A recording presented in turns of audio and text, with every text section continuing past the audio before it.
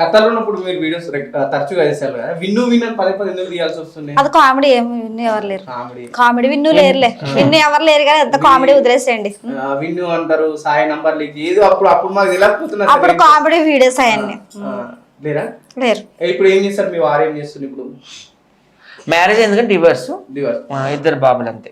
మీకు ఎట్లా connection? Connection అంటే నేను ఏమైనా చేపలు అమ్ముతున్నా, ఆమె ఏమైనా పువ్వులు అమ్ముతుందా? ఇద్దరు సోషల్ మీడియా కదా, కనెక్ట్ అవ్వమా? ఆమె ఖతర్లో ఫేమస్, అప్పుడు వీడియో చేసింది కదా, నా కేక్ తినండి నన్ను దబ్బండి అని. ఫేమస్ అయినాక ఇండియా వచ్చింది. ఇండియా వచ్చినాక నన్ను కాంటాక్ట్ అయ్యింది అనమాట.